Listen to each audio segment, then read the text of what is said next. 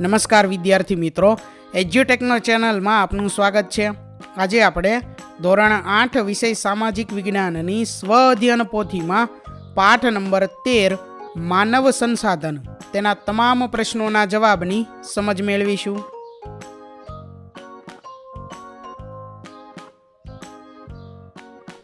તો પ્રકરણ નંબર 13 માં સૌથી પહેલા છે પ્રશ્ન નંબર 1, જેની સૂચના છે નીચે આપેલા દરેક પ્રશ્નના ઉત્તર માટે આપેલા વિકલ્પોમાંથી સાચો વિકલ્પ શોધીને બોક્સમાં લખો। જેમાં પહેલું છે કે વસ્તી વિતરણ બાબતે નીચેનામાંથી કયું વિધાન યોગ્ય નથી। જેમાં છે વિકલ્પ એ, ઈસવીસન 1999માં વિશ્વની વસ્તી આશરે 6 અબજ હતી। બી, વિશ્વમાં વસ્તીનું વિતરણ ખૂબ જ અસમાન છે। સી, પર્વતો અને રણ વિસ્તારોમાં વધુ વસ્તી વસવાટ કરે છે। ડી, વિશ્વની 60% વસ્તી ફક્ત 10 દેશોમાં વસવાટ કરે છે। તો જવાબ છે વિકલ્પ સી, પર્વતો અને રણ વિસ્તારોમાં વધુ વસ્તી વસવાટ કરે છે। એટલે પ્રશ્ન 1ની સામે આવેલા બોક્સમાં સી લખવાનું છે। તો આ મુજબ દરેક પ્રશ્નના સાચા જવાબ તરીકે એક વિકલ્પ પસંદ કરી અને સામેના બોક્સમાં લખવાનો છે। ત્યાર પછી આગળ બીજો પ્રશ્ન છે કે નીચેનામાંથી વસ્તી ગીચતાનું કયું સૂત્ર સાચું છે। તો અહીં 4 વિકલ્પો છે, એમાંથી સાચું સૂત્ર વિકલ્પ એમાં આપેલું છે કે વસ્તી ગીચતા બરાબર દેશની કુલ વસ્તી ભાગ્યા દેશનું કુલ ક્ષેત્રફળ। ત્યાર પછી ત્રીજો પ્રશ્ન છે સૌથી વધારે વસ્તી ગીચતા ક્યાં છે। તો એનો જવાબ છે વિકલ્પ સી, દક્ષિણ મધ્ય એશિયા। ત્યાર પછી ચોથો પ્રશ્ન, રાજ્યો અને કેન્દ્ર શાસિત પ્રદેશોમાં નીચેનામાંથી કઈ જોડ સાક્ષરતા દર એટલે કે સૌથી વધુ અને સૌથી ઓછો પ્રમાણે સાચી છે। તો એનો જવાબ છે વિકલ્પ એ, કેરળ બિહાર। એટલે કે એક બાજુ કેરળ છે કે જ્યાં સાક્ષરતા દર સૌથી વધુ છે અને બીજી બાજુ બિહાર છે કે જ્યાં સાક્ષરતા દર સૌથી ઓછો છે। તો આ મુજબની જોડ આવશે વિકલ્પ એ, કેરળ બિહાર। ત્યાર પછી આગળ પાંચમો પ્રશ્ન છે વસ્તી વિતરણને અસર કરનારા પરિબળોમાં નીચેનામાંથી કયું પરિબળ યોગ્ય નથી। એ, આબોહવા, બી, જમીન, સી, જળ કે ડી, વાહન। તો જવાબ છે વિકલ્પ ડી, વાહન। ત્યાર પછી આગળ છઠ્ઠો પ્રશ્ન છે ક્યાંના મેદાન વિશ્વના સૌથી વધારે ગીચ વસ્તી ધરાવતા વિસ્તાર છે। તો જવાબ છે વિકલ્પ બી, ગંગાના મેદાન। ત્યાર પછી આગળ સાતમો પ્રશ્ન છે વિશ્વ અને ભારતમાં સૌથી વધુ ગીચ વસવાટના ક્ષેત્રો આર્થિક પરિબળોના આધારે નીચેનામાંથી કયા કયા છે। તો જવાબ છે વિકલ્પ સી, ઓસાકા અને મુંબઈ। ત્યાર પછી આગળ આઠમો પ્રશ્ન નીચેનામાંથી કયા વિસ્તારો વધુ વસ્તી ધરાવે છે। તો એનો જવાબ છે વિકલ્પ સી, એ અને બી બંને। એટલે કે દક્ષિણ આફ્રિકાની હીરાની ખાણો અને મધ્ય પૂર્વ એશિયામાં ખનિજ તેલના ક્ષેત્રો। ત્યાર પછી આગળ નવમો પ્રશ્ન છે કે સ્ત્રી પુરુષના પ્રમાણનું સૂત્ર કયું છે। તો એનો જવાબ છે વિકલ્પ ડી, સ્ત્રી પુરુષનું પ્રમાણ બરાબર મહિલાની વસ્તી છેદમાં પુરુષની વસ્તી ગુણ્યા 1000। આગળ છે ત્યાર પછી 10મો પ્રશ્ન વધુ સાક્ષરતા દરની દ્રષ્ટિએ નીચે આપેલા રાજ્યોનો સાચો ક્રમ વધુથી ઓછા ક્રમમાં જણાવો। તો એમાં જવાબ છે વિકલ્પ સી, પહેલા આવશે કેરળ, ત્યાર પછી આવશે મહારાષ્ટ્ર, ત્યાર પછી આવશે તમિલનાડુ અને ગુજરાત। એટલે વિકલ્પ સી આવશે 1, 3, 4, 2। આગળ છે ત્યાર પછી પ્રશ્ન નંબર 2, જેની સૂચના છે નીચેની ખાલી જગ્યા પૂરો। પહેલી ખાલી જગ્યા છે કે માનવી હંમેશા પર્વતો અને ઉચ્ચ પ્રદેશોની સરખામણીએ ખાલી જગ્યા વિસ્તારોમાં રહેવાનું વધારે પસંદ કરે છે। તો જવાબ છે મેદાન। ત્યાર પછી બીજી ખાલી જગ્યા છે સારા રહેઠાણ, શિક્ષણ અને ખાલી જગ્યાની સગવડોના વિસ્તારો વધુ ગીચતાવાળા છે। તો ખાલી જગ્યામાં જવાબ આવે સ્વાસ્થ્ય। ત્રીજી ખાલી જગ્યા છે વિશ્વની 90%થી વધુ વસ્તી પૃથ્વીના લગભગ ખાલી જગ્યા વિસ્તારમાં વસવાટ કરે છે। જવાબ છે 30%। ત્યાર પછી ચોથો, ઇજિપ્તમાં ખાલી જગ્યા નદીના ફળદ્રુપ મેદાનો ગીચ વસ્તી ધરાવતો વિસ્તાર છે। તો જવાબ છે નાઇલ। પાંચમી ખાલી જગ્યા છે માનવ સંસાધન વિશ્વમાં ખાલી જગ્યા રીતે વિસ્તરણ પામેલ નથી? તો સમાન. આગળ છે ત્યાર પછી પ્રશ્ન નંબર 3 જેની સૂચના છે નીચેના વિધાનો ખરા છે કે ખોટા તે જણાવો. પહેલું વિધાન છે ખૂબ ગરમ અથવા ખૂબ ઠંડા વિસ્તારમાં વસ્તી વધુ જોવા મળે છે. તો આ વિધાન ખોટું છે.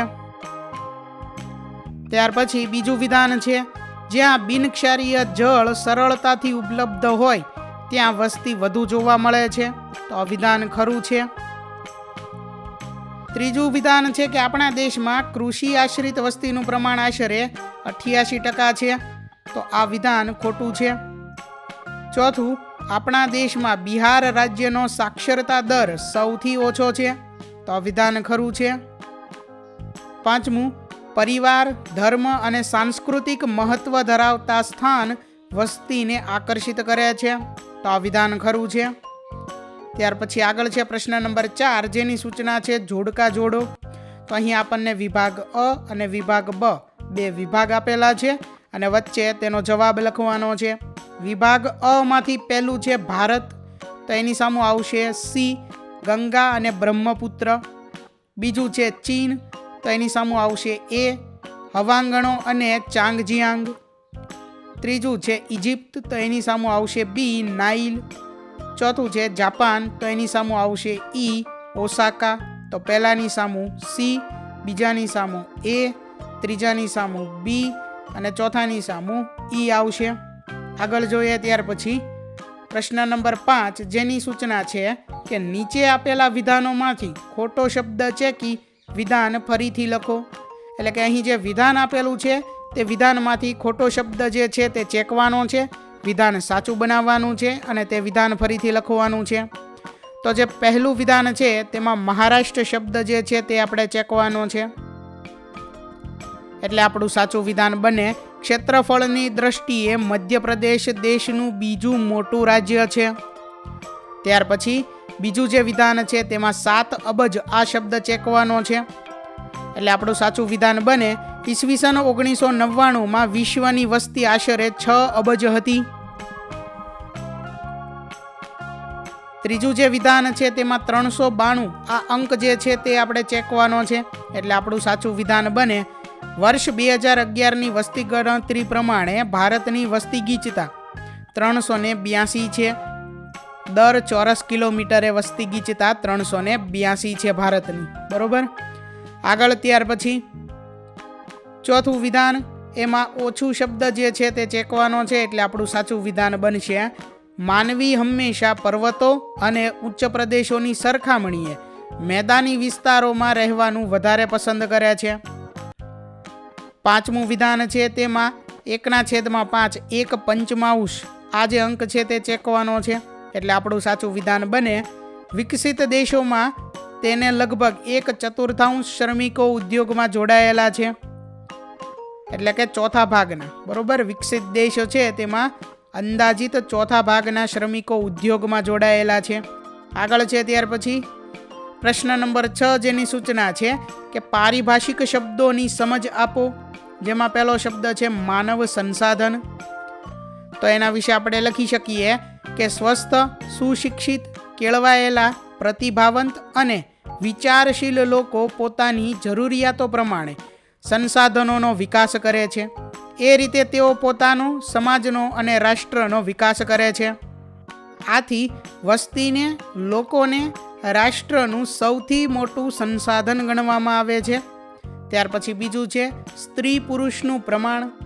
તો દર 1000 પુરુષોની વસ્તીમાં સ્ત્રીઓની સંખ્યાના પ્રમાણને સ્ત્રી પુરુષ પ્રમાણ, જેને જાતિગત પ્રમાણ, જાતિ પ્રમાણ તે પણ કહેવામાં આવે છે. સ્ત્રી પુરુષના પ્રમાણને સૂત્ર દ્વારા આ પ્રમાણે દર્શાવી શકાય કે પ્રમાણ સ્ત્રી પુરુષનું પ્રમાણ બરાબર અંશમાં આવે સ્ત્રીઓની વસ્તી છેદમાં પુરુષની વસ્તી અને એને ગુણ્યા 1000. ત્યાર પછી આગળ પ્રશ્ન નંબર 7 જેની સૂચના છે નીચેના પ્રશ્નોના 1-2 વાક્યોમાં જવાબ લખો. જેમાં પહેલો પ્રશ્ન છે કે કયા 5 રાજ્યોમાં દેશની અડધાથી વધુ વસ્તી વસવાટ કરે છે? તો જવાબ છે કે ભારતની અડધાથી વધુ વસ્તી ઉત્તર પ્રદેશ, મહારાષ્ટ્ર, બિહાર, પશ્ચિમ બંગાળ અને આંધ્રપ્રદેશ આ 5 રાજ્યોમાં વસવાટ કરે છે. બીજો પ્રશ્ન છે, વસ્તી વિતરણ એટલે શું? તો પૃથ્વીની સપાટી પર એટલે કે પૃથ્વીના ખંડોમાં જે રીતે વસ્તી ફેલાયેલી છે તેને વસ્તી વિતરણ કે વસ્તી વિભાજન કહે છે. ત્યાર પછી આગળ ત્રીજું છે, સાક્ષરતા દરનું સૂત્ર જણાવો. તો સાક્ષરતા દરનું સૂત્ર, સાક્ષરતા દર બરાબર 7 વર્ષ કે તેનાથી વધુ ઉંમરની સાક્ષર વ્યક્તિઓની વસ્તી અને એને ગુણ્યા 100. ત્યાર પછી ચોથો પ્રશ્ન છે, ક્ષેત્રફળની દ્રષ્ટિએ ભારતનું સૌથી મોટું રાજ્ય કયું છે? તો ક્ષેત્રફળની દ્રષ્ટિએ ભારતનું સૌથી મોટું રાજ્ય રાજસ્થાન છે. પાંચમો પ્રશ્ન, ભારતમાં એવા રાજ્યો કયા છે જ્યાં વસ્તી વૃદ્ધિનો દર વધુ છે પરંતુ સાક્ષરતાની ટકાવારી ખૂબ જ ઓછી છે? તો બિહાર, ઉત્તર પ્રદેશ અને છત્તીસગઢ આ એવા રાજ્યો છે કે જ્યાં વસ્તી વૃદ્ધિ વધારે છે, વસ્તી વૃદ્ધિનો દર જે છે તે વધુ છે પરંતુ ત્યાં સાક્ષરતાની ટકાવારી ખૂબ જ ઓછી છે, મતલબ ખૂબ જ ઓછા લોકો સાક્ષર થાય છે. આગળ છે ત્યાર પછી પ્રશ્ન નંબર 8 જેની સૂચના છે, નીચેના પ્રશ્નોના મુદ્દાસર જવાબ લખો. જેમાં પહેલો પ્રશ્ન છે, વસ્તી વિતરણને અસર કરનારા ભૌગોલિક પરિબળો જણાવો. તો પહેલું, પ્રાકૃતિક રચના કે પ્રદેશની પ્રાકૃતિક રચના વસ્તી વિતરણ પર ગાઢ અસર કરે છે. જેમ કે માનવી હંમેશા પર્વતો અને ઉચ્ચ પ્રદેશોની સરખામણીએ મેદાની વિસ્તારમાં રહેવાનું વધારે પસંદ કરે છે. ત્યાર પછી બીજું પરિબળ છે આબોહવા, કે અતિશય પ્રખર ગરમી કે કડકડતી ઠંડી પડતી હોય એવા વિસ્તારો માનવ વસવાટ માટે પ્રતિકૂળ છે. ત્રીજો જે પરિબળ છે તે છે જમીન. નદીઓના કાપના મેદાનોની જમીન અત્યંત ફળદ્રુપ હોય છે જે ખેતી પ્રવૃત્તિ માટે ખૂબ જ ઉપયોગી હોય છે. ચોથું પરિબળ છે જળ એટલે કે પાણી. જે વિસ્તારોમાં બિનક્ષારીય મીઠું પાણી સરળ રીતે ઉપલબ્ધ હોય છે ત્યાં વસવાટ કરવા માનવી પ્રાથમિકતા આપે છે. પાંચમું પરિબળ છે ખનિજ. ખનિજ સંસાધનવાળા વિસ્તારોમાં ગીચ વસ્તી હોય છે. આગળ છે ત્યાર પછી બીજો પ્રશ્ન, વસ્તી વિતરણને અસર કરનારા સામાજિક, સાંસ્કૃતિક અને આર્થિક પરિબળો જણાવો. તો પહેલા વાત કરીએ સામાજિક પરિબળની, કે સાનુકૂળ રહેઠાણો તેમજ શિક્ષણ અને સ્વાસ્થ્યની સારી સગવડોવાળા વિસ્તારોમાં વસ્તી ગીચતા વધારે હોય છે. દાખલા તરીકે મહારાષ્ટ્રમાં પુણે શહેર. ત્યાર પછી બીજું છે સાંસ્કૃતિક પરિબળ. તો પરિવાર, ધર્મ અને સાંસ્કૃતિક મહત્વ ધરાવતા સ્થાનો વસ્તીને વસવાટ માટે આકર્ષિત કરે છે. દાખલા તરીકે ઉત્તર પ્રદેશમાં ગંગા કિનારે આવેલું વારાણસી અથવા તો બનારસ. ત્રીજું છે આર્થિક પરિબળ. તો ઔદ્યોગિક વિસ્તારો રોજગારીની નવી નવી તકો ઊભી કરે છે. તેથી એ વિસ્તારો મોટી સંખ્યામાં વસ્તીને વસવાટ માટે પ્રેરિત કરે છે. દાખલા તરીકે જાપાનમાં આવેલું ઓસાકા શહેર. ત્યાર પછી ત્રીજો પ્રશ્ન છે વસ્તી ગીચતા એટલે શું? સૂત્ર દ્વારા ઉદાહરણ સાથે સમજાવો. તો પૃથ્વીની સપાટીના કોઈ એકમ ક્ષેત્ર કે કોઈ પણ નિશ્ચિત વિસ્તારમાં દર ચોરસ કિલોમીટરે વસતા લોકોની સરેરાશ જનસંખ્યાને તે વિસ્તારની વસ્તી ગીચતા કહે છે. કોઈ એક ચોક્કસ વિસ્તારમાં કેટલી માનવ વસ્તી છે એ ઉપરથી તે પ્રદેશની વસ્તી ગીચતા જાણી શકાય છે. વસ્તી ગીચતાને નીચે આપેલા સૂત્ર પ્રમાણે પણ દર્શાવી શકાય છે. જેમ કે વસ્તી ગીચતા બરાબર અંશમાં દેશની કુલ વસ્તી છેદમાં દેશનું કુલ ક્ષેત્રફળ. આગળ છે ત્યાર પછી પ્રશ્ન નંબર 9 જેની સૂચના છે, નીચે મુજબની માહિતી દરેક વિદ્યાર્થીઓએ પોતાના કુટુંબની માહિતી મેળવી તમારા શિક્ષકની મદદથી વર્ગમાં ચર્ચા ગોઠવો. શિક્ષણ, વ્યવસાય, ઉંમર, વસ્તીના સંદર્ભે ચર્ચા કરો. અહીં ક્રમની અંદર પહેલું છે, અહીં સમજ માટે આપેલું છે મનોજભાઈ શાહ એક નામ છે, જે પુરુષ છે, ઉંમર છે 48 વર્ષ, શિક્ષણની અંદર છે કોલેજ, વ્યવસાયમાં છે નોકરી. બરોબર. તો આ મુજબ ત્યાર પછી બીજું છે હેતલબેન શાહ, સ્ત્રી, 45 વર્ષ ઉંમર, ઉચ્ચ માધ્યમિક શિક્ષણ અને વ્યવસાયમાં ગૃહિણી છે. આ મુજબ તમારે તમારી જાતે માહિતી પૂર્ણ કરવાની છે. બરોબર. આ દરેક માહિતી અહીં આપેલી છે. આ મુજબની માહિતી તમારે તમારી મુજબ જોઈ અને પૂર્ણ કરવાની છે. આગળ જોઈએ ત્યાર પછી પ્રશ્ન નંબર 10, જેની સૂચના છે કે પાઠ્યપુસ્તકના પાના નંબર 92, 93 અને 94 પરના કોષ્ટક પરથી નીચે આપેલા કોષ્ટકમાં સાક્ષરતા દર પ્રમાણે રાજ્ય અથવા તો પ્રદેશને ગોઠવો. તો 100 થી 80% સુધી સાક્ષરતા દર ધરાવતા રાજ્યો અથવા તો પ્રદેશોમાં હિમાચલ પ્રદેશ, ચંદીગઢ, દિલ્હી, સિક્કિમ, નાગાલેન્ડ, મિઝોરમ, ગોવા, ત્રિપુરા, દીવ અને દમણ, મહારાષ્ટ્ર, લક્ષદ્વીપ, કેરળ, તમિલનાડુ, પોંડુચેરી, અંદમાન અને નિકોબાર આટલું આવશે. ત્યાર પછી 79.99 થી 70% સુધી સાક્ષરતા દર ધરાવતા રાજ્ય અથવા તો પ્રદેશ, તેમાં પંજાબ, ઉત્તરાખંડ, હરિયાણા, મણિપુર, મેઘાલય, અસમ, કર્ણાટક, પશ્ચિમ બંગાળ, ઓડિશા, છત્તીસગઢ, મધ્યપ્રદેશ, ગુજરાત, દાદરા અને નગર હવેલી. ત્યાર પછી 69.99 થી ઓછી સાક્ષરતા ધરાવતા રાજ્ય અથવા તો પ્રદેશ, તેમાં આવશે જમ્મુ કાશ્મીર, રાજસ્થાન, ઉત્તર પ્રદેશ, બિહાર, અરુણાચલ પ્રદેશ, ઝારખંડ, આંધ્રપ્રદેશ. આગળ છે ત્યાર પછી પ્રશ્ન નંબર 11, નીચે આપેલા ભારતના નકશામાં જે તે વિગતોને લગતું રાજ્ય દર્શાવી રંગ પૂરો. જેમાં પહેલું છે કે સૌથી ઓછી સાક્ષરતા ધરાવતું રાજ્ય, તો એમાં આપણે લાલ રંગ પૂરવાનો છે. ભારતનો જે નકશો અહીં આપેલો છે બરોબર, તે નકશામાં આ મુજબના રંગ પૂરવાના છે. બીજો પ્રશ્ન છે કે સૌથી વધુ સ્ત્રી પુરુષનું પ્રમાણ ધરાવતું રાજ્ય હોય ત્યાં આપણે વાદળી રંગ પૂરવાનો છે. ત્રીજું, સૌથી ઓછું સ્ત્રી પુરુષનું પ્રમાણ ધરાવતું રાજ્ય હોય ત્યાં કેસરી રંગ પૂરવાનો છે.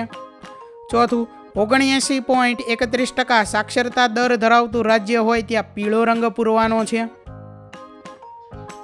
વિદ્યાર્થી મિત્રો, અહીં નકશામાં તે રંગ પૂરેલા છે જે તમારે જોઈ અને પૂરવાના છે. તો અહીં ધોરણ 8 વિષય સામાજિક વિજ્ઞાનની સ્વ અધ્યયન પોથીમાં પાઠ નંબર 13 માનવ સંસાધન, તેના તમામ પ્રશ્નોનું સોલ્યુશન પૂર્ણ થાય છે. વિદ્યાર્થી મિત્રો, આપેલા વિડીયોની જો તમારે પીડીએફની જરૂર હોય તો તમે આપણી એપ્લિકેશન સ્માર્ટ સાથી પરથી મેળવી શકશો. વિદ્યાર્થી મિત્રો, આપણી એપ્લિકેશન સ્માર્ટ સાથી પ્લે સ્ટોરમાં આવી ગઈ છે, જેની અંદર તમે બધા વિભાગ જોઈ શકો છો. તેની અંદર વિવિધ ધોરણ છે. ધોરણ ઉપર ક્લિક કરતાં વિવિધ વિષય ખુલશે. વિષય ઉપર ક્લિક કરતાં તેની અંદર આવતા પાઠ ખુલશે. તેની અંદરથી તમે પાઠ્યપુસ્તક પણ ડાઉનલોડ કરી શકો છો. તેની અંદર આપેલા પાઠમાં ક્લિક કરતાં તમે પાઠની પીડીએફ, સ્વાધ્યાયની પીડીએફ, સ્વાધ્યાયન પોથીની પીડીએફ, પાઠના વિવિધ વિડીયોઝ, સ્વાધ્યાયના વિડીયોઝ, સ્વાધ્યાયન પોથીના વિડીયોઝ બધું જોઈ શકો છો અને ડાઉનલોડ પણ માત્ર એક ક્લિકમાં કરી શકો છો. વિદ્યાર્થી મિત્રો, આપણી એપને સપોર્ટ કરજો, ડાઉનલોડ કરજો. થેન્ક યુ દોસ્તો. એજ્યુકટેકનો ચેનલ તરફથી વિડીયો નિહાળવા બદલ આપનો આભાર. આવા બીજા વિડીયોઝ નિહાળવા માટે અમારી યુટ્યુબ ચેનલ એજ્યુકટેકનો અત્યારે જ સબસ્ક્રાઇબ કરો. આભાર દોસ્તો.